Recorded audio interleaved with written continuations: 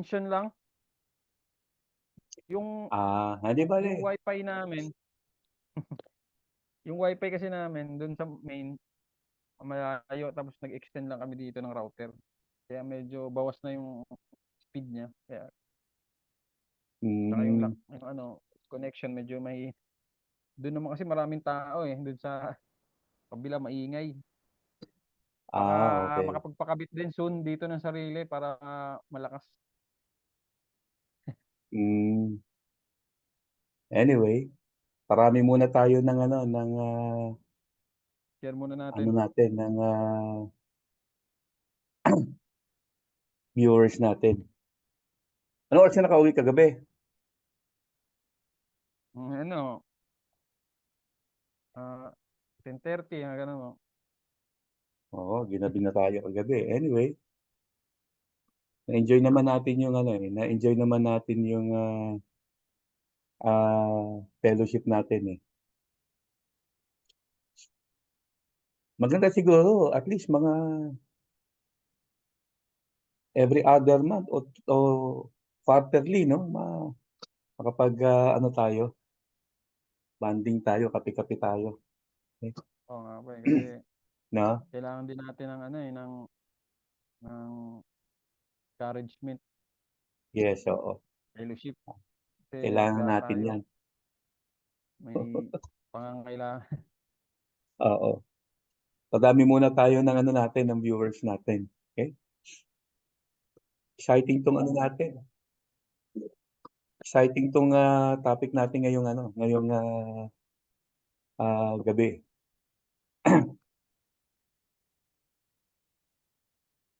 Pero sanay na sanay ka na rin mag-ride, ano?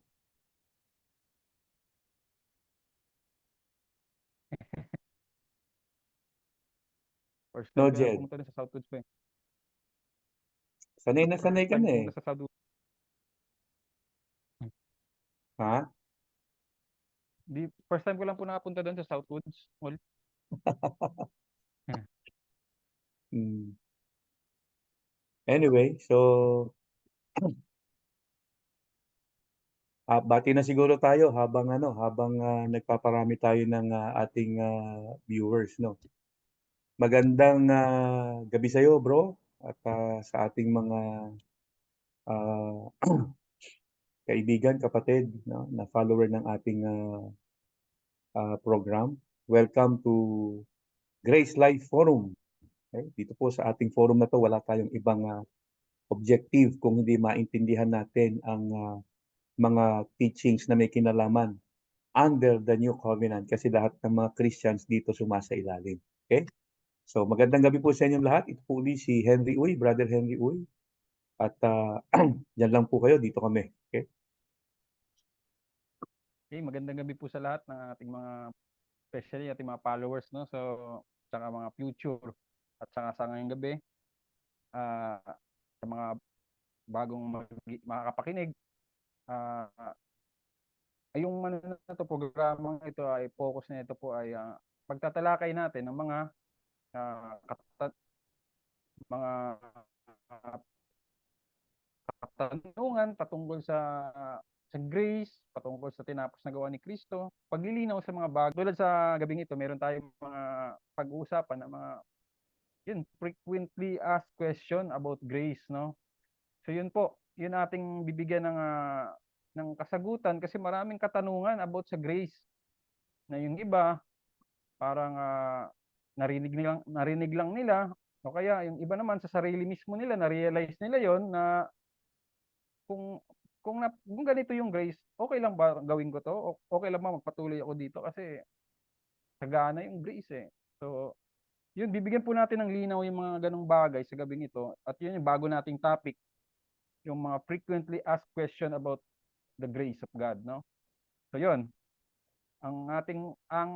isang bagay na ating pag-uusapan ay mamahalin pa rin ba ako ng Diyos 'pag patuloy akong nagkakasala, 'no? So yan magandang tanong kasi ano yan, eh, talagang napaka-common yan sa lahat ng tao, eh, kasi lahat talaga minsan darating sa pagkakamali, pagkakasala, 'di ba? So napakainit mo sa paglilingkod sa Panginoon, talagang mag-aapoy ka. May araw na parang nag-aapoy ka sa paglilingkod sa Panginoon, sa pagpupuri, pero may araw na parang di mo magawa kasi nagkamali ka, nagkasala ka. So nung time na parang nag-aapoy ka, feel na feel mo na mahal ka ng Diyos, di ba?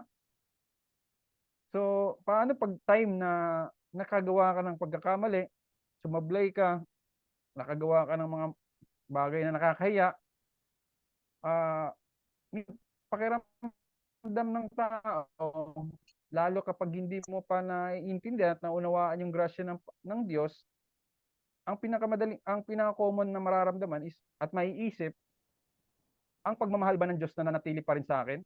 No? Nabawasan Yan ang na. magandang pag-usapan kasi nabawasan ba? Nanatili ba? Binawi na ba? So, everyday pwede tayong bumagsak sa pagkakamali, pagkakasala. So, ano yung matibay natin na mapanghahawakan? Kasi kailangan nating matibay na pundasyon kasi din tayo sasandal sa mga oras na tayo ay nag-aalinlangan sa ating sarili, sa mga bagay. So, kailangan natin ng matibay na katotohanan na mag-aangat sa atin sa oras ng pangangailangan. So, yun. Tanungin ko si Pastor Henry kung mahal pa rin ba tayo ng Diyos kapag tayo ay patuloy na nagkakamali, nagkakasala. Hindi na. Biro lang. Wawa naman tayo dyan. Biro lang. Biro lang. Okay. So maganda tong ano natin, maganda tong topic natin for tonight, no? And bagong series to, no? Sisimulan natin tong series na to regarding sa frequently asked questions to the message of grace, no? Mga madalas na tinatanong ng karamihan, especially yung medyo hindi pa lubos na naiintindihan yung mensahe ng biyaya. Ito yung common questions nila, okay?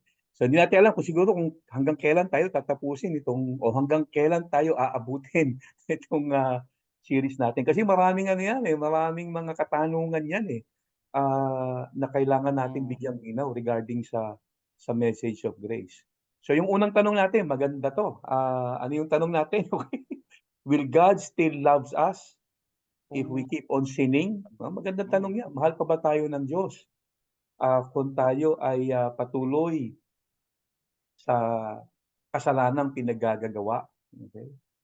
Now, alam mo, sa totoo lang, bro, ang nag-iisip lang naman ng hindi ka na love ni Lord kapag patuloy kang nagkakasala, mga legalista Sila lang naman yung madalas no offense sana no sa mga sa mga kaibigan natin na medyo may pagkalegalista ang pananaw sa buhay Kristiyano, no? Kasi sa totoo lang, wala akong ibang maisip na mga grupo ng tao na nakakaisip na kapag nagkakasala ka at patuloy ka sa kasalanan, ang pag-ibig ng Diyos sa'yo ay parang nagbabago at nababawasan. Walang iba kundi mga legalista. Tingnan mo dun sa ano, pag binasa mo yung New Testament, no? Yung mga religious leaders nung time ni Jesus, sila yung ano pwede nating gawing magandang example ng mga legalista. Ah, bakit sila galit kay Jesus? Bakit sila parang kontrang-kontra kay Jesus? Kasi nung magturo si Jesus at ipakilala ni Jesus ang God, no? Ibang-iba doon sa kanilang ano sa kanilang pagpapakilala sa Diyos. Kasi si Lord nung dumating dito, he was uh, introducing a loving Father. Samantalang sila, ang pagkakakilala nila sa Diyos, God is a judicial God na kailangan mong laging gumawa ng tama in order to please Him. At pag nagkamali ka, mm, gagalit sa iyo ang Lord. At hindi ka niya na-love. Okay?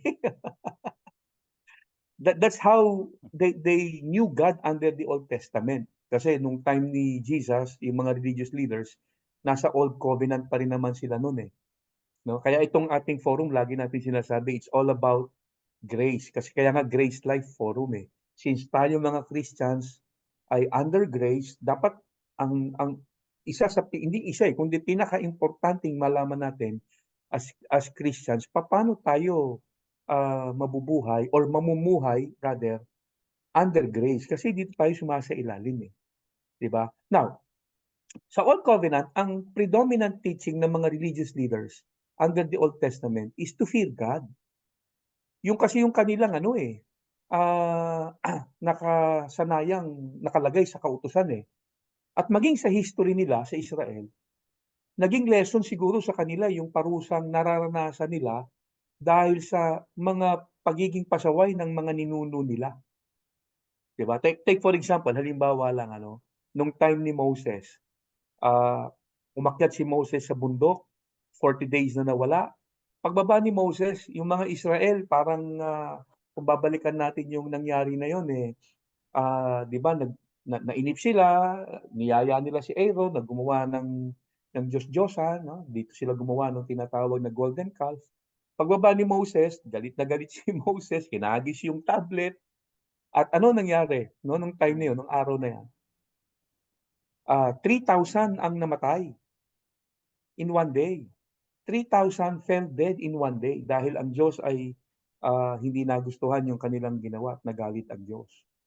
So meron silang experience na si Lord ano eh, parang pag nagkamali ka talagang yung pag-ibig niya ay napapalitan ng galit at ikaw ay ano, pinarurusahan. At ibang klase magalit ang Diyos talagang under the Old Covenant parang makikita mo parang kakaiba. Yung nga lang nag-ano 'di ba, yung sumuway ng Sabat, isipin mo yun na namulot lang ng kahoy, okey siguro nung time na yun, eh, nagutom. Nagutom 'tong, ah, taong 'to at, araw ng Sabat bagamat pinagbabawal na sila ay, magtrabaho during Sabat, bawal kang kumilos during Sabat, wala kayong dapat gawin during Sabat. Eh, itong mamang ito siguro nagutom, ang nangyari nanguha ng kahoy panggatong, nung mahuli, tinanong ni Moses sa Diyos kung anong parusang ibibigay sa kanya, eh, at pinarusahan siya ng kamatayan 'no. So isipin mo namulot lang ng kahoy, okey.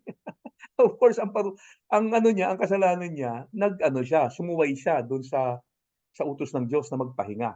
So isipin mo, sumuway lang siya sa utos na magpahinga, hindi siya nagpahinga, ang naging, kaparusahan ay kamatayan.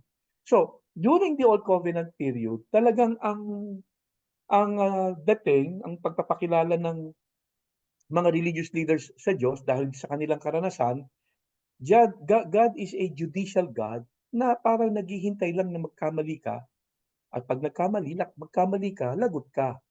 Hindi ka na niya love, tapos parurusahan ka niya, 'di ba? So, ang point ko is this, kadalasan, ah, yung mga nakakaisip na ang pag-ibig ng Diyos ay nawawala o sabihin nating hindi ka na love ni Lord kapagka ikaw ay nagkakasala, sila yung merong Old Covenant mindset. Now remember nasa New Covenant na tayo ngayon, eh. Hindi tayo under ng Old Covenant. We are under the New Covenant. Under grace tayo. And under grace, ah, yung kasalanan kasi natin has been dealt with. 'Di ba? Sabi nga ni Paul 'di ba in 2 Corinthians chapter 5, God reconciling the world to himself in Christ rather. God reconciling the world through Christ, not counting men's sins against them. So under the new covenant of grace, dahil binayaran na ni Lord lahat ng kasalanan natin, no? Hindi niya na binibilang yung kasalanan natin sa atin. In other words, kahit gaano pa karaming offenses ang magawa natin, yung pag-ibig ng Diyos sa atin as believer, hindi yun mababawasan. Bakit? Kasi may nagbayad na ng ating mga kasalanan. Na i-clarify lang natin na hindi natin sinasabing pwede na tayong magkasala, okey, dahil mahal pa rin naman tayo ng Diyos. Hindi gano'n. Kaya lang kasi we need to understand, pagdating sa New Covenant, nagbago yung, nagbago yung, pakikitungo ng Diyos sa atin. Hindi dahil, ang Diyos ay nagbabago, hindi nagbabago ang Diyos. Ang nagbago yung kasunduan, okey? Hindi nagbabago ang Diyos, ang nagbago yung kasunduan. Kasi under the old covenant, kapag sumusunod ka, pagpapalain ka. Pag hindi ka sumunod, parurusahan ka. At dahil parurusahan ka pag hindi ka sumusunod, ang naiisip mo tuloy, hindi ka na love ni Lord, di ba? Nababawasan yung pag-ibig ng Diyos. Ang nagbago, hindi si Lord. Ang nagbago yung kasunduan, yung covenant. So under ng new covenant, ah, yung pag-ibig ng Diyos sa atin, hindi siya pwedeng mabawasan at madagdagan based sa ating performance. Okay? Sana maintindihan natin yon.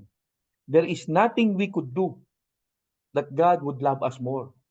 And nothing we could do that God would love us less. Bakit? Kasi yung pag-ibig ng Diyos sa atin is based not on our action, but on what He did on the cross and who He is. Yan. Di ba? Sabi nga ni Lord, dagdagan ko lang ng isa pang verse, bro. Romans chapter 5. God demonstrates His own love for us in this: while we were yet sinners, Christ died for us. So paano daw dinemonstrate ng Diyos yung kanyang pag-ibig sa atin? Sinner pa tayo, namatay si Jesus para sa atin, no? He demonstrates His love toward us. While we were yet sinners, Jesus died for us. So kung nung panahon makasalanan pa tayo, namatay si Jesus para sa atin, demonstrating His love for us, ngayon pa ba na Christian tayo at mga anak na ng Diyos? Mababawasan ang pagmamahal niya sa atin because of sin? Doon nga siya namatay para sa ating mga kasalanan. Diba? So point is, God would, there is nothing we could do that make God love us more or less. Kasi ang pag-ibig sa atin ng Diyos is based not on our performance, but based on His uh, finished work, based on what God has done for us. Yun yung dapat nating maintindihan. Hindi na babawasan.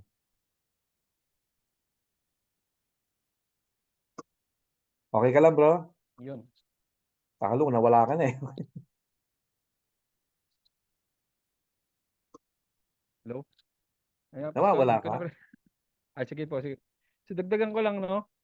Kasi, minsan kasi nagagaya lang natin yung Diyos sa ating sarili, no? Bilang mga tao na tayo kasi, pagka nagkakamali sa atin yung iba, no? Wala yung ating pagmamahal. Parang naigagaya lang natin yung Diyos sa atin. So, syempre, ang Diyos hindi ganun, na parang nakadepende sa magagawa nating mabuti, o kaya patuloy na nasisiyahan tayo, kaya patuloy natin na mahal. So, ang Diyos, ano yan, consistent yun, no matter what, kahit anong mangyari, kahit sumablay tayo, mahal pa rin tayo ng Diyos. Kasi, sa totoo lang, sabi nga ni Pastor kanina, namatay si Kristo nung tayo mga kasalanan pa. So, ang katotohanan nga pinili niya na tayo. Nakita niya na lahat ng worst sa atin, lahat ng worst na magagawa natin sa buhay natin. Kasi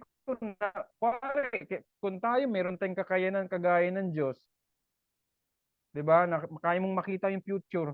Siguro lalayuan mo na yung mga taong alam mo na anuhin ka, yung parang gagawin ka ng masama, 'di ba? Gagawin ka ay ito si ano, aanuhin ako nito, tatraidorin ako nito eh. So, lalayuan ko na to bago pa to makalapit sa akin. Pero ang Diyos, nakita niya na lahat ng ating mga worst na magagawa. Still, binigay niya pa rin ng kanyang sarili para sa atin, 'di ba? So paano mo na masasabi na mababawasan yung kanyang pagmamahal sa iyo? Nakita niya na lahat ng iyong mga pagkakamali. So ito sana, yung katotohanan na ito, ay hindi dahilan para tayo ay maging abusive sa grace ng Panginoon, kundi lalo nating ma-appreciate yung kanyang kabutihan. No, yun po. Yes. Ano pa Alam mo, bang magandang ano natin, example, Brad. Pastor? Dagdag Sige, doon. bro. Magandang example yung yung Sige, sige po. Kaya na po. magandang example yung shinare ni Lord sa gospel, yung about the prodigal son. 'Di ba? Pag Mm. tiningnan mo yung istorya na yun, talaga namang it's a clear picture of God's love. napakalinaw na larawan ng pagmamahal ng Diyos sa atin. Yung istorya ng prodigal son is not about the prodigal son actually. It's about a loving father. Bating mo yung istorya na yun, ha? Yung bunsong anak, buhay pa yung tatay niya, hiningi niya na yung mana. And in the natural, hindi ano yun, hindi po pwede yun. Kasi binibigay lang ang mana kapag mamamatay na o patay na yung magpapamana. Sa istoryang yun, yung tatay, wala pa namang sakit, hindi pa naman katandaan.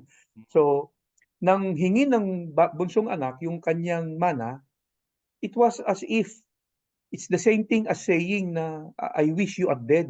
Kasi ang tagal mong mamatay eh. Gusto ko na makuha yung share ng inheritance ko eh. 'Di ba?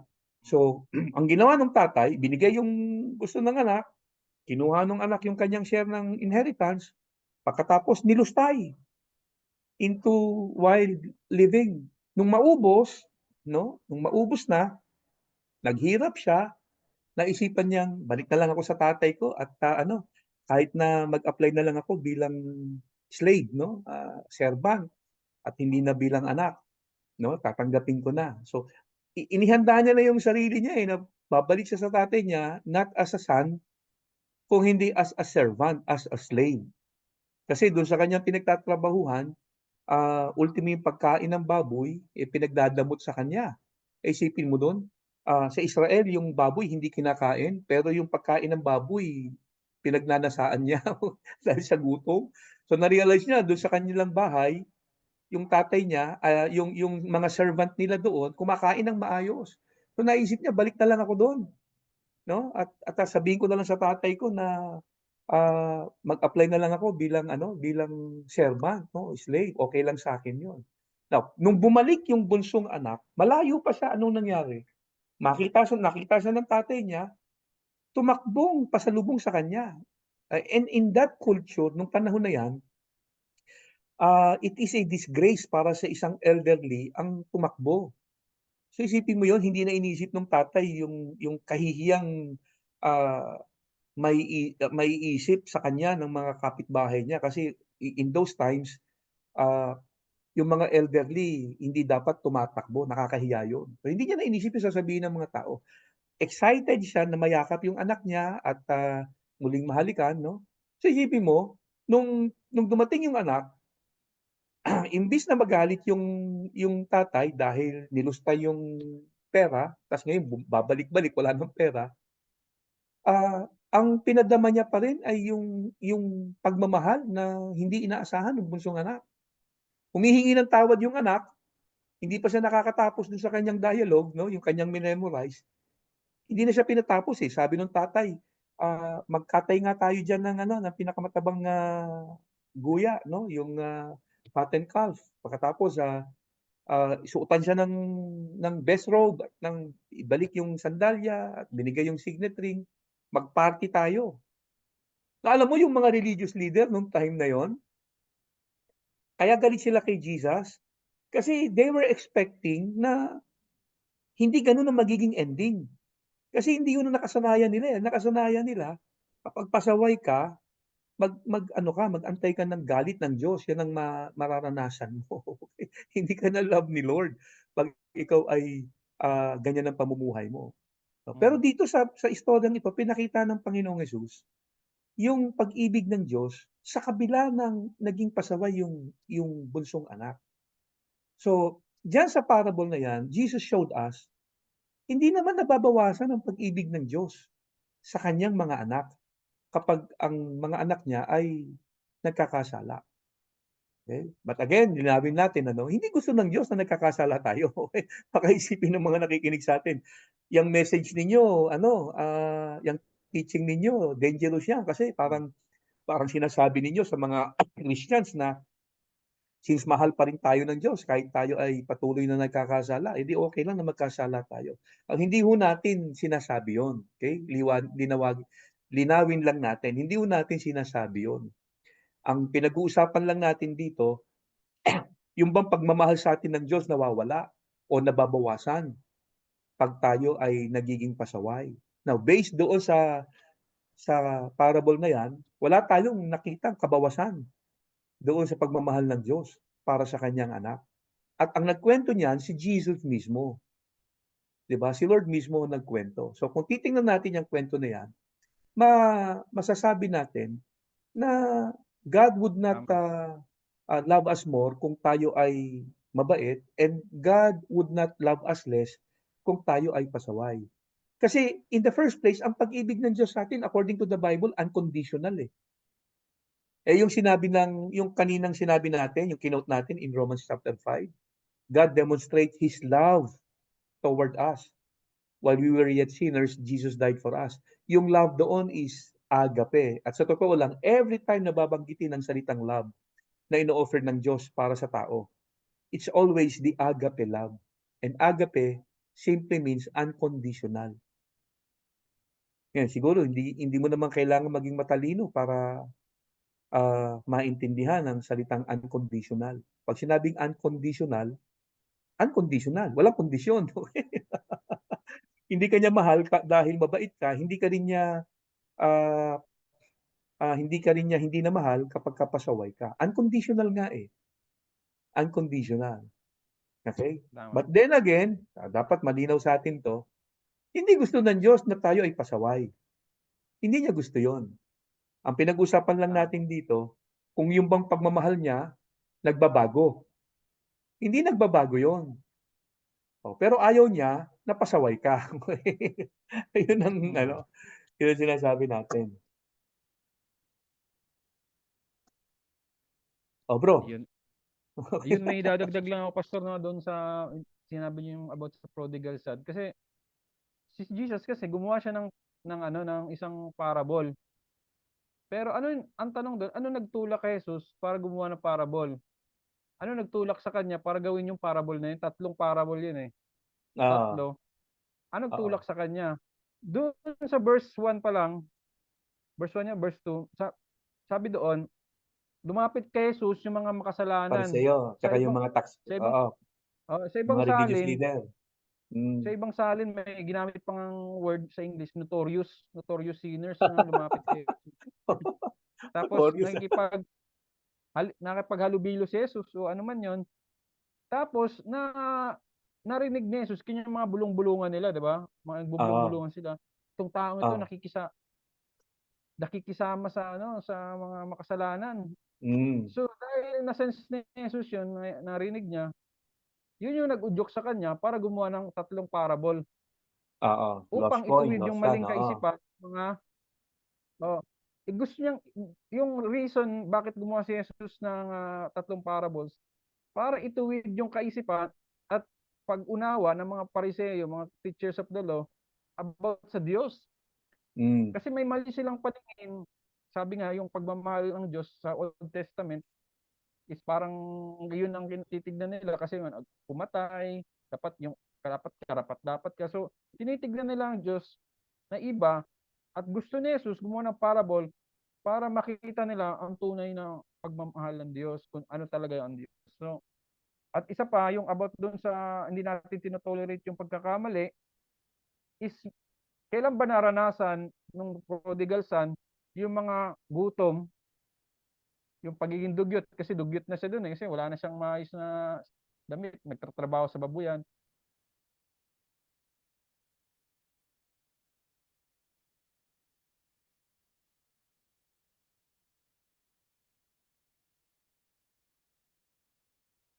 Hindi kita marinig, parang nawala yung audio mo.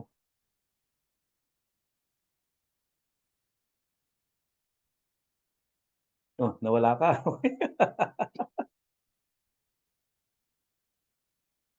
Naku, nag-freeze 'no, disappearing act si si Jed. Oo, nawala na nga si Jed. Anyway, so, I hope makabalik si Jed. Mukhang nag-disappearing act, humina siguro ang signal nitong si Jed. Okay, so again mga kapatid, kung ang tanong natin is, would God love us or would God still love us if we keep on sinning? The answer is absolutely yes. 100% ang pagmamahal sa atin ng Diyos hindi magbabago kahit pa tayo ay nagiging pasaway. Okay? Bakit? It is because ang pag-ibig ng Diyos sa atin, as I've said earlier, is unconditional. No matter how many times we sin, okay, He still loves us. Okay?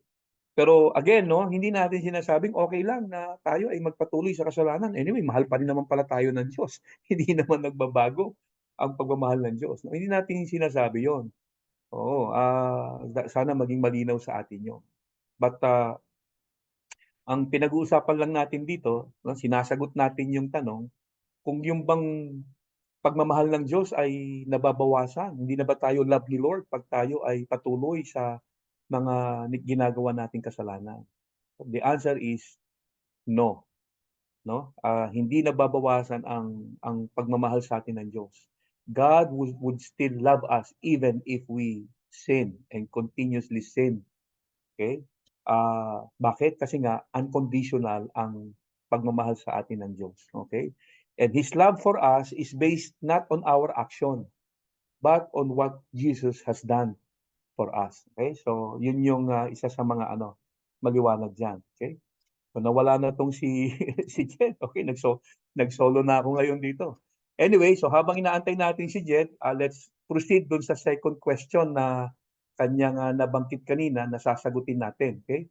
So, dalawa lang naman tong ating pag-uusapan eh. So, yung una, ah would God still love us if we keep on sinning? So, yung pangalawa naman, ito medyo controversial tong pangalawa na to eh.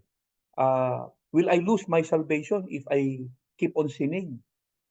Ang kaligtasan ko ba ay nanganganib, mawala kapag ako ay patuloy na nagkakasala? Okay? Now, again, the answer to that is no. Hindi nawawala ang kaligtasan natin simply because tayo ay patuloy na nagkakasala. Okay? Now, siguro magandang tanong natin diyan is this eh. Naligtas ba tayo dahil sa pag-iwas sa kasalanan? Yun ang magandang tanong. Kaya ba tayo naligtas dahil umiwas tayo sa mga kasalanan? Of course, the answer is no. Lahat ng mga Christians magkakaisa, hindi tayo naligtas dahil umiwas sa kasalanan. Tayo ay naligtas dahil sumampalataya tayo kay Jesus. Okay? O, Jed, nandiyan ka na. Okay. Oo. So tinapos ko na yung Sige po. unang katanungan natin na ni-raise dito sa frequently asked questions on the message of grace. At nag-proceed na tayo dun sa second question, which is would God I mean uh, would our salvation is lost kapag tayo ay nagpapatuloy sa kasalanan? Okay? Will I lose my salvation if we continue on Amen. sinning? Okay? So nandoon na tayo dun sa punto niyon. So itutuloy ko lang yung sinasabi ko bro, tapos dagdagan mo na lang. Okay? Sige. So gaya ng sinabi ko kanina, paano ba tayo naligtas?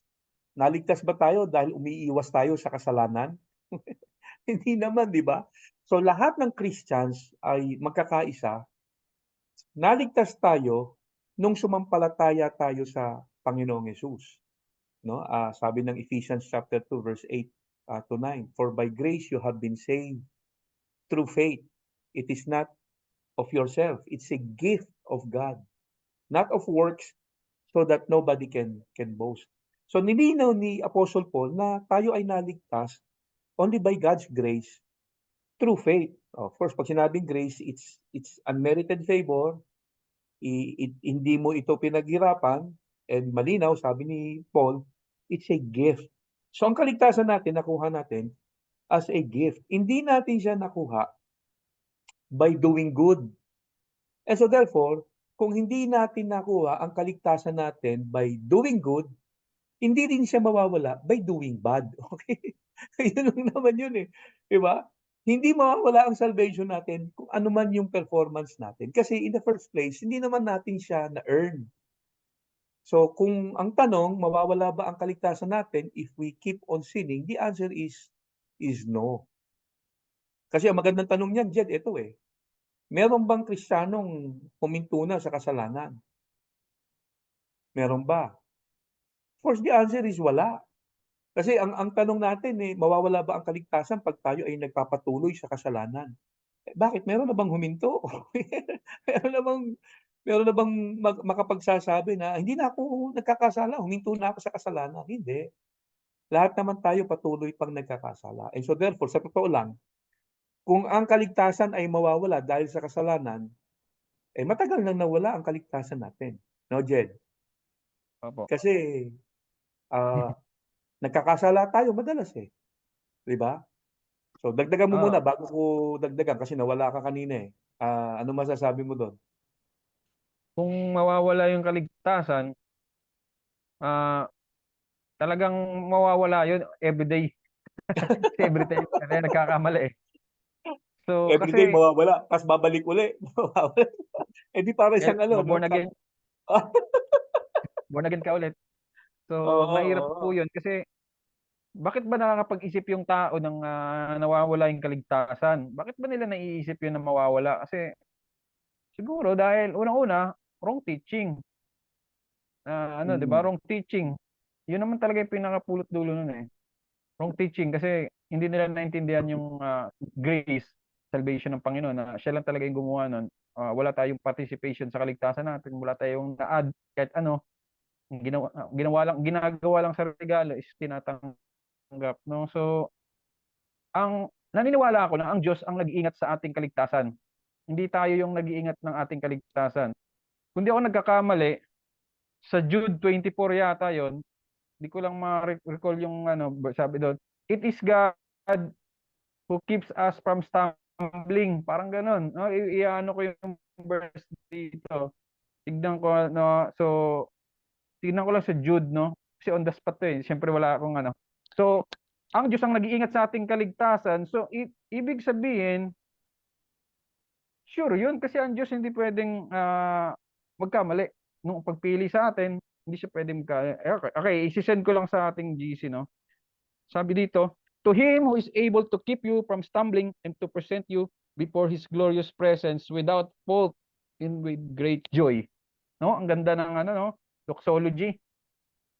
To him who is able to keep you from stumbling. So, ang Diyos din pala ang mag-iingat sa atin na tayo, hindi tayo madapa, na mawala o madapa kasi siya nag-iingat sa atin. Gaya din ng sinasabi sa John 10:28 to 29, na hindi tayo maagaw sa kamay ng Diyos. So, wala sa atin ang pag-iingat kasi kung tayo mag-iingat, ay siguradong mawawala yon. Ang Diyos po ang nag-iingat. Sige po, Pastor, proceed kayo. Isisend ko lang yung verse. oo. So ang pinag-uusapan na natin dito is, yung naligtas na, 'no? Ah, Kasi meron ditong, tanong, yung, yung thief on the cross 'no, si J. Caro. Yung thief on the cross, dalawa yung magnanakaw dun, eh, yung isa naligtas ah, at, yung isa ang tanong niya, sabi niya, "If then will the criminal on the other side of the cross had or hadn't been saved since it's a gift?" Eh, mm, malinaw naman yung isang kriminal na nandoon 'no, hindi papaanong mawawala ang kaligtasan niya, hindi pa naman siya naligtas, okey? So, ang pinag-uusapan natin dito yung mga taong naligtas na, no, yung mga Christians na mm, sumampalataya sa Panginoon, na-receive yung salvation as a gift. And the moment you receive that salvation, which is a gift, hindi siya po puwedeng mawala sa'yo because of sinning, 'no? Kasi unang-una hindi mo naman siya pinaghirapan, 'no, hindi mo naman tinanggap yung, kaligtasan dahil gumawa ka ng mabuti. Hindi mo naman tinanggap yung kaligtasan dahil umiwas ka sa kasalanan. So tinanggap mo yung kaligtasan simply because, uh, you put your trust and, faith on the finished work of Christ. Sumampalataya ka sa ginawa ng Panginoong Hesus. Tinanggap mo yung salvation as a gift, okey? So yun yung malinaw na sinasabi ng Bible. So since you did not earn it, hindi mo rin siya pupuwedeng mawala because of, poor performance kasi it's a gift.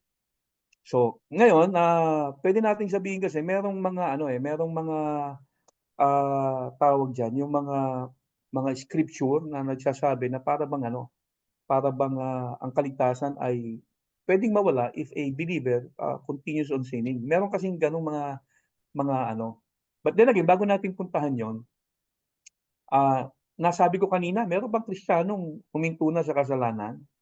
Kasi kung ang kasalanan posibleng mawala dahil sa kung ang kaligtasan rather ay posibleng mawala dahil sa kasalanan, matagal nang nawala ang kaligtasan natin. At ang magandang tanong diyan, gaano ba Mm. kabigat? Gaano ba kabigat o gaano karaming kasalanan ang pwedeng magawa ng isang Kristiyano para masabing at that point in time nawala na ang kaligtasan? Sino ang maglalagay ng boundary, no? At saan mo ilalagay yung boundary?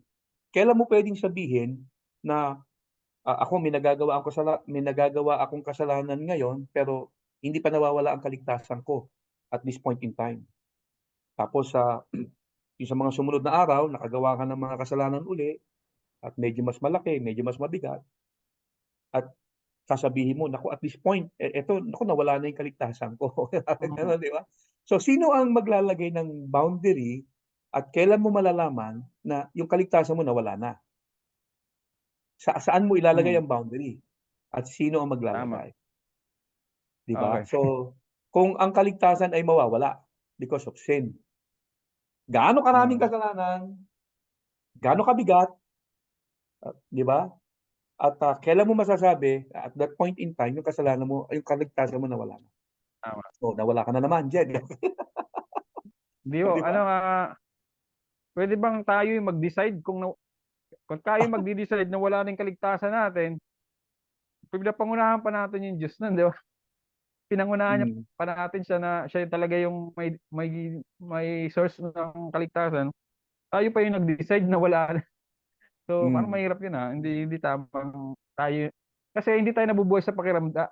Hindi tayo sa pakiramdam, umaayon sa pakiramdam natin. Sabi, we live by faith. So, we live by faith.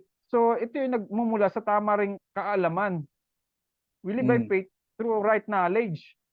Mm. Kasi yung ating damdamin, kung yun natin basehan, kung ligtas pa tayo, araw-araw, mararamdaman mo na hindi ka naligtas kasi araw-araw nagkakamali ka. So wala kang peace noon. So napag-aralan natin nakaraan, yung resting in the finished work of Christ, paano ba tayo magkakaroon ng rest, no? Sa ating sa harapan ng Diyos. Paano ba tayo magkakaroon ng kapayapaan? Yung wala tayong alalahanin anytime wala tayo sa mundo, 'di ba? Mm. Makakatiyak ba tayo na kunwari mamamatay ka bukas, palagay mo ba sapat na lahat ng yung mga ginawang mabuti para masabi mong okay ka na kung aalis ka bukas sa mundo? So, we need to rest. Ay yung rest na yon sa ating kaluluwa is mararanasan natin yon. Una-una, pag tumanggap ka sa Panginoon. Pangalawa, yung right knowledge about sa finished work of Christ. Kasi kapag hindi tama yung iyong pag-unawa, imposible magkaroon ka ng peace of mind, peace of heart, at wala kang magiging yung pag-aalinlangan na ikaw ay ligtas kapag naintindihan mo kung sino ba yung gumawa ng kaligtasan, sino ba nag-iingat ng kaligtasan, sino bang nagpapatuloy na umayos kasi kahit siya pag yung progress natin, ang Diyos pa rin yung gumagawa nun eh. Yung progress natin bilang mga anak niya. Tayo pa rin, ang Diyos pa rin ang gumagawa nun, di ba? Siya pa rin yung nag-uudyok sa atin na gumawa, na sumunod sa kalooban niya. So, hindi tayo, ang sabi, may babasahin lang po ako, no? Yung pagpapanatili pa rin. Ang sabi ni Jesus sa John 6:39, "And this is the will of him who sent me, that I shall lose none of all those he has given me, but raise them up at the last day." So, Jesus, ang ano niya, yung kanyang mission is not to lose one of. Nawala ka na naman. Okay. Nawawala si Jed parati humihina ang kanyang signal. Anyway, again, when it comes to salvation, no, bigyan ko lang uli ng punto yung kanina sinabi ko, na ang kaligtasan natin is a gift, no? And if you could lose your salvation, ibig sabihin nun, you are working for it. Ngayon, ang problema, maraming Christians naniniwala, ang salvation is only a gift. It's by grace. Pag sinabing grace, charis, it's a gift through faith. So, na-receive mo yung gift of salvation through faith. Sumampalataya ka lang kay Lord. Now, if you could lose it, ibig sabihin, you are working for it. Ikaw yung nagtatrabaho para sa kaligtasan mo. So, yun ay kailangan maintindihan natin. Now, siguro ang nagbibigay ng confusion sa maraming Christians kung bakit nakakaisip ang marami na pwedeng mawala ang salvation if we keep on sinning, yung nakasulat sa Hebrews chapter 10 verse 26. Kasi ito yung pinaka pwede nating sabihin verse na na nagbibigay ng confusion sa marami na ang kaligtasan ay po pwedeng mawala eh. Kasi ang sabi sa Hebrews sa 10:26, basahin nga natin yung sandali, no? Medyo ito yung nagbibigay ng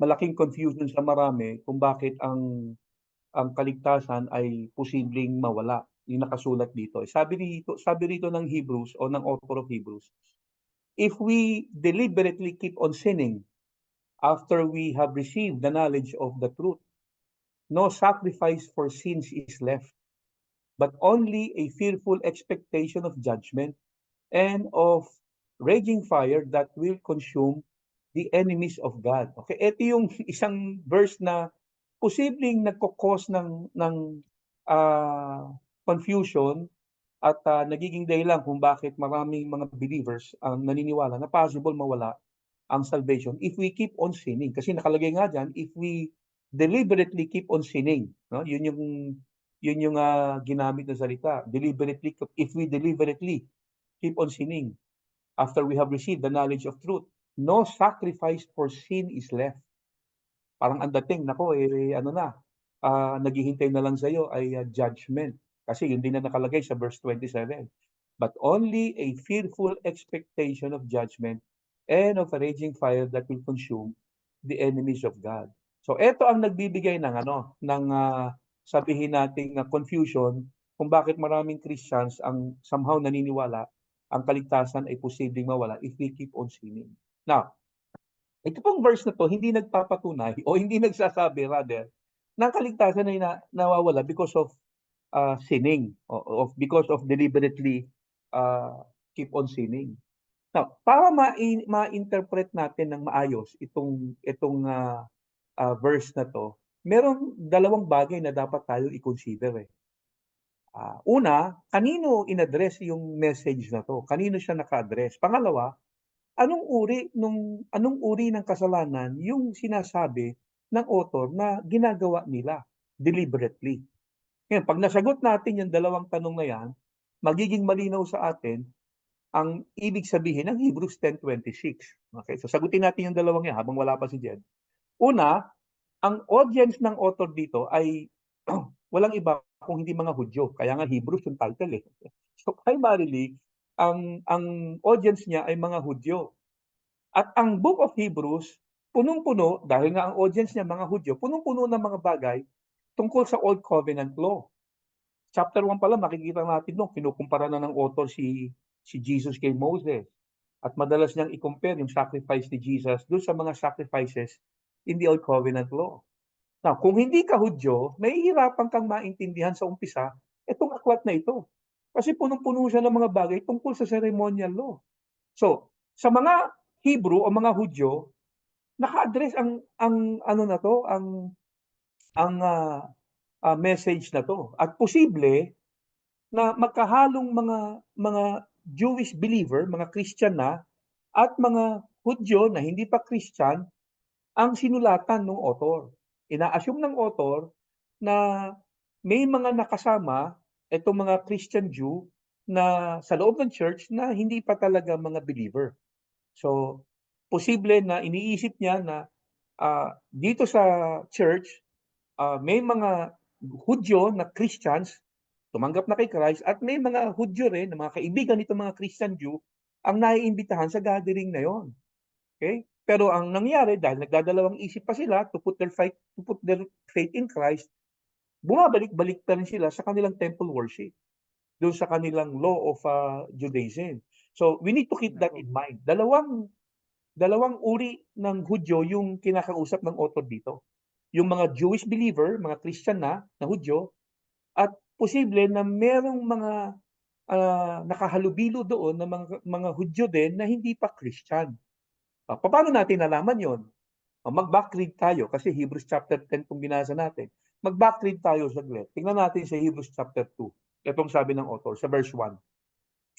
Hebrews 2 verse 1. For this reason, sabi niya, we must pay much closer attention to what we have heard so that we do not drift away. So may warning na binigay yung author dito sa kanyang sinulatan. Anong sabi niya? We must pay closer attention to what we have heard. Ano ba yung narinig nila? It's the gospel of Christ. Yung gospel na pinipreach sa kanila, ang sabi ng author, you have to take it seriously. Pay attention to what you have heard. Okay? Now, let's continue reading. Sa verse 2 to 3, ito sabi ng author. For if the word spoken through the angels prove unalterable, and every transgression and disobedience receive a just penalty, how will we escape if we neglect so great salvation? After it was at the first spoken through the Lord, it was confirmed to us by those who heard. Na ang sabi dito ng author, may problema daw doon sa mga taong nakarinig ng gospel. May mga problema raw dito sa mga taong ito na nakarinig ng gospel. Ano yung problema nila? May negligence sila doon sa gospel message. Kaya sabi niya rito, how shall we escape if we neglect so great salvation? So the problem here was yung kanilang naging response sa gospel. Now, it is also important to take note, yung mga sinabihan ng author dito ay posibleng nagkaroon ng personal contact with the apostles. Now, bakit natin nalaman yun? Tingnan niyo, ito sabi niya, after niyang sabihin na it was first spoken through the Lord, sabi niya, it was confirmed to us by those who heard. So itong mga sinasabihan ng author, narinig nila mismo ang gospel sa mga eyewitnesses ng Panginoon, sa mga apostles mismo. Okay? Narinig nila mismo sa mga apostles. Kaya nasabi niya, it was confirmed to us by those who heard. Yung mismong mga nakarinig ng gospel firsthand, and it was no other than the apostles. Now, let's continue reading. Sa verse 4, itong sabi, God also testifying to him, chapter 2 pa rin tayo, verse 4. God also testifying with them both by signs and wonders and by various miracles and by gift of the Holy Spirit according to His own will. So first, kanino naka-address itong message na to? Sa mga Hudyo na dalawang uri, mga believers na Hudyo at mga Hudyo na nakasama sa gathering nila na hindi pa talaga Christian. Okay? Tapos ano ang sabi ng author? Narinig nila yung message sa mga apostle mismo. And guess what? Kung ano ang ginagawa ng mga apostles during that time as they shared the gospel. Sabi rito, they do miracles. God was also testifying with them, sabi sa verse 4, by signs and wonders. Okay? So they do miracles. Signs and wonders are being performed by the apostles. Now, ano ang main concern ng author of Hebrews dito sa kanyang sinulatan? Now, itong mga taong ito na nakarinig ng gospel, nakakita sila ng miracles, signs, and wonders mula sa mga mismong apostles. And yet, may tendency sila to neglect the gospel message. So, ito yung mga taong ito yung sinabihan ng author of Hebrews. At posible na itong mga taong ito sumasama sa gathering ng church, nakarinig ng gospel, nakikipag-fellowship sa mga believers, pero hindi nila lubos na siniseryoso yung kanilang napakinggan. Kaya ang warning ng author sa kanila, how shall we escape if we neglect so great salvation? Now, palagay ko naman lahat tayo mag-a-agree, yung problema na yan 2,000 years ago, problema pa rin hanggang ngayon sa maraming churches. Tanong, lahat ba ng uma-attend sa church, Christians na? Di ba? Hindi naman. May mga uma-attend sa church na talaga namang hindi, nakikihalubilo lang, pero hindi pa talaga believers. So, there is a possibility, ang kausap ng author dito, hindi lang yung mga Jewish Christians, kundi yung mga Hudyo na hindi pa talaga nagiging Christian, na naimbitahan ng mga Jewish believers na umattend sa kanilang gathering. So, yun yung unang kausap. Now, ito yung pangalawang tanong. Anong uri ng kasalanan yung sinasabi ng author sa Hebrews chapter 10 na deliberately ginagawa pa rin nila? Okay? Kasi yun ang sabi dito sa verse 26 ng chapter 10. If we deliberately keep on sinning, Okay? Sa ibang version yan, if we willfully keep on sinning. Anong particular sin yung kanilang ginagawa? Tagal ni Yes. Jed, okay. Ano, yun na, okay. Anong particular sin ang kanilang ginagawa? Pag tiningnan natin, binasa natin yung yung Book of Hebrews mula chapter 1 hanggang chapter 10, kasi chapter 10 tong dinidiscuss ko, wala tayong mababasa na from chapter 1 to chapter 10, wala tayong mababasa na mga uri ng kasalanan na may kinalaman sa sabihin nating karnal na uri ng kasalanan, okay? Hindi katulad sa ibang aklat ni Apostol Pablo, no, sa mga epistles, makikita mo doon yung iba't ibang uri ng sins of the flesh na dinidiscuss ni Paul. Pero itong author of Hebrews, walang behavior problems o immoral activity na binabanggit yung author. Walang ganun eh. From chapter 1 to chapter 10, wala. Wala silang ganun na na kasalanan. Now, ano ang kasalanang partikular na binabanggit ng author kung walang ganung kasalanan? Sa chapter 3, etong sabi ng author. In verse 12 of chapter 3, sabi niya, "See to it, brothers and sisters, that none of you has a sinful, unbelieving heart that turns away from the living God." So, anong particular na kasalanan yung ginagawa nila na deliberate? It's the sin of unbelief. Sabi ng author dito, "See to it, my brothers, that none of you has a sinful, unbelieving heart." So yung kasalanang patuloy nilang ginagawa, deliberately, is the sin of unbelief. Yun yung kanilang patuloy na ginagawa na kasalanan. Wala nang iba. Now, ano ang patunay na yun talaga ang kanilang kasalanan? Tingnan nyo, ito sabi sa verse 26 ulit. Balikan ko lang. Sa chapter 10. Sabi niya, if we deliberately keep on sinning after receiving the knowledge of the truth, ano ang proof na sin of unbelief yung kanilang kasalanan na binabanggit ng author? Eh sabi ng author dito, if we keep on sinning after what? After receiving the knowledge of the truth. Na may tanong ako, ano ang pwedeng kasalanang magawa ng isang tao sa pagkakaroon mo ng knowledge of the truth? Dalawa lang yan di ba? Either you will reject it o you will not believe it. Dalawa lang yan no? I-reject mo yung knowledge na yan o kaya hindi mo paniniwalaan. So, after receiving the knowledge of the truth, actually, dalawa lang ang response mo rin.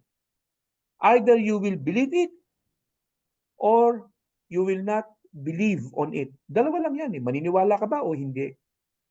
After mong ma-receive ang knowledge of the truth, dalawa lang ang pwede mong response. Ang sumampalataya ka o hindi. So yung willful sin o yung deliberate sin na ginagawa ng mga taong ito was the sin of unbelief. So Yes. hindi yung kasalanang sins of the flesh. Okay? Tapos binanggit niya sa verse 27, tingnan natin, Because of their unbelief, nasabi ng author, wala nang sacrifice left for you. 'Di ba? Sabi sa verse 27.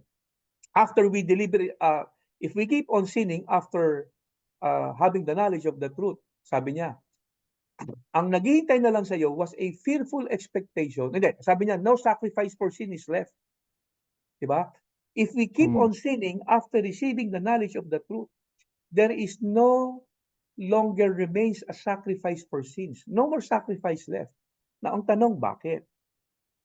Simple lang naman yun Bakit? Kasi, yung nag-iisang sacrifice para sa kasalanan ng tao, which is yung sacrifice ni Jesus, kung hindi mo pananampalatayanan yun, ano pang sakripisyong pwedeng ialay sa'yo? Wala na. Kasi hindi mo pinaniwalaan Di ba? Deliberately, ni-reject mo yung gospel. If we deliberately keep on sinning after receiving the knowledge of the truth. Dalawa lang naman ang pwede mong magawa o response after mong ma-receive ang knowledge of the truth. Either you will believe it or not believe it. So ngayon, pag hindi mo pinaniwalaan ito, sabi ng author, wala nang sacrifice left for you. Bakit wala na? Kasi yung naging isang sacrifice para sa kasalanan mo, hindi mo pinaniwalaan eh. Mm. Di ba? So hindi ito yung uri ng kasalanan na iniisip ng marami na yung sins of the flesh, no? Yung kasalanang normal na ginagawa natin. Hindi 'yon. Kaya sa totoo lang, hindi natin pwedeng isipin na itong verse na 'to ay tumutukoy doon sa posibleng mawala ang kaligtasan mo if you continue on sinning. Yun ang ano diyan. Kasi yan lang naman ang alam kong pinaka mabigat na verse na nagiging batayan ng maraming Christians na naniniwala na posibleng mawala ang salvation. Yun lang naman eh. At Mm. marami pang iba pero mas mababaw na yon, mas madali nang i-ano yon. Mas madali nang ipaliwanag yon. Bro, dagdagan mo na lang. Kanina Yun, ka pa wala. yun po, bibigyan ko lang ng importansya yung ano no, yung pag-aaral talaga ng ano ng yung text, no. So kasi casual reading Hebrew 6, kung talagang hindi mo i-consider yung buong context yung ng book, ano yung reason for writing, ano ba yung reason ng sumulat about sa buong context ng book. So pag casual reading ng Hebrew 6, talagang ganun mangyayari. So yung ginawa ni Pastor Henry, inano niya, pinakita niya yung talagang ano na yung nag-iisang kasalanan na tinutukoy doon na patunayan niya sa mga verses na yun is the unbelief. Yun lang naman yung sin na hindi kaya mapatawad ng Diyos kasi hindi mo nga pinaniwalaan eh. Paano ka mapapatawad ng Diyos? So, yun lang yung kasalanan na maghatid sa tao sa impyerno. Isang kasalanan lang ang maghatid sa tao sa impyerno. At yun yung ayaw mong tanggapin yung regalo ng Diyos sa'yo. Ayaw mong paniwalaan. So yun lang naman eh. Yun lang yung dahilan na hindi ka talaga maliligtas kasi tinanggihan mo. Keep on Yes. sinning. Yung unbelief na sinasabi doon, ano ba yung ginagawa nila doon, Pastor? Paano ba nila na ipakikita yung kanilang unbelief that time? No? Paano ba nila na ipakita yung kanilang unbelief na sinasabi dito? Kasi konting na research ko rin noon, medyo matagal-tagal na. Dahil may persecution sa Christianity, dahil may persecution, makikita naman natin yun eh sa encouragement ni nung sumulat eh na magpatuloy kayo. Binigyan niya ng ano yung sa Hebrews 11, 'di ba? Yung mga heroes of faith to encourage na magpatuloy. So, meron kasing matinding persecution that time talaga. So, para maging safe ka, ma-out of persecution ka, mawala ka doon, is to go back to Judaism, to go back to the law of Moses para maging safe ka. Kasi nga, dahil sa persecution, ayaw nilang ma-persecute, ayaw nilang makaranas nun. So, hiniyayakap nilang ulit, o yung mga nakaalam nga na hindi naman talaga lubos na tumanggap, may knowledge sila sa gospel, pero dahil sa persecution, sa mga natatakot sila, bumabalik sila sa law of Moses, sa Judaism, para matakasan nila yung persecution na yun. So, unbelief pa rin yun. Kaya nga, Yes. yung ini-encourage ng sumulat, yung Heroes of Faith, sinulat niya, so, run the race, di ba? So, sabi niya doon, dahil sa mga witnesses, encourage siya na patuloy, kaya ginamit niya yung mga Heroes of Faith para to encourage na hindi tayo pwedeng yung tunay na mananampalataya, hindi pwedeng madaan sa mga persecution para siya ay tumalikod. Sabi nga doon sa Hebrews 10 pa rin eh, sa pinaka last verse, kasi may mga tumatalikod, din yung mga hindi talaga ano. Sabi dito sa so last verse, but we do not belong to those who shrink back and are destroyed, but those who have faith and are saved, no? So yung tinutukoy niya doon is yung mga tunay na sumampalataya. But we do not belong to those who shrink back and are destroyed, but those who have faith. Dalawang tao kasi yung tinutukoy dito eh. Yung na hindi naman talaga tunay at yung tunay. So mayroon ganun po.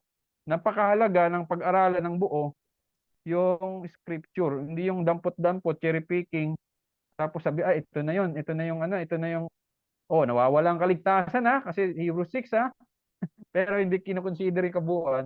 So yun yung danger po doon. Kaya yung ginawa ni Pastor Renner kanina, maganda yun para mapatunayan kung ano ba yung sin na tinutukoy doon. Hindi yun yung daily sin na nagagawa natin, mga carnal sin, it is the unbelief. Yun yung reason bakit ang tao hindi maliligtas, pupunta sa Yes. kapahamakan. Yun lang po. Yes. Dalawa lang naman yan eh. Ah, kung ang kaligtasan ay ang kondisyon manampalataya ka, kasi yun lang naman ang binigay ni Lord eh. Sa Book of John, halos sa paulit-ulit binanggit ni Lord eh, ang kaligtasan, di isa lang ang kondisyon niya eh. Believe in Him. Di ba? Sabi niya in John 3:16, For God so loved the world, He gave His only Son, whoever believes in Him will not perish but have eternal life. Tapos inulit niya yan in John chapter 6 verse 47, Whoever believes in me has everlasting life. Inulit niya uli yan no, sa John chapter 11 nung kausap niya yung si Martha. Sabi niya, he who believes in me will live though he dies. And he who lives and believes in me will never die. So paulit-ulit pinabanggit ni Lord, iisa lang ang ang dapat gawin ng isang tao to receive eternal life. And that is to believe. At maging si Paul, inulit niya yan nung magtanong yung Philippian jailer, what must I do uh, to be saved? Sabi ni Apostle Paul, believe on the Lord Jesus and you shall be saved. So, believe lang eh. So, in other words, kung ang pagpasok ng kaligtasan o ng langit, no, for that matter, is to believe in Jesus, para hindi ka pumasok ng langit o maligtas, isa lang din ang pwede mong gawin. Not to believe. Okay? So unbelief lang ang nag-iisang po pwedeng mag mag maging dahilan para hindi tayo maligtas. So maganda yung sinabi mo. Okay? So anyway, ang point lang natin is this, no? Ah hindi naman natin masisisi kung meron mga Christians na because of, kasi ano yan eh, yung legalistic mindset kasi yan eh, no? Iniisip kasi nila na kapag ikaw ay nagkakasala, hindi ka na love ni Lord. Pag nagkakasala ka at patuloy ka nagkakasala, mawawala ang kaligtasan mo. So siguro it depends doon sa pagkakaunawa mo ng sabihin nating covenant na sinasa-ilaliman natin. Pero kung naintindihan kasi natin yung new covenant of grace na sinasa-ilaliman nating mga Christians, madali na natin makikita na yung pag-ibig ng Diyos sa atin ay hindi nadadagdagan, hindi nababawasan dahil sa ating performance.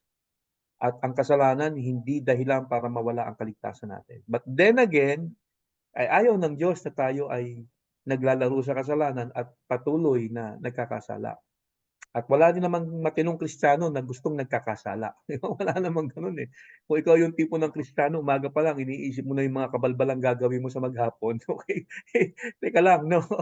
Baka naman hindi ka patunay na nabo-born again. Okay? So, yun lang naman. Okay? So, Yun po. medyo naka-isang oras na pala tayo, Brad. Tagal mo na wala.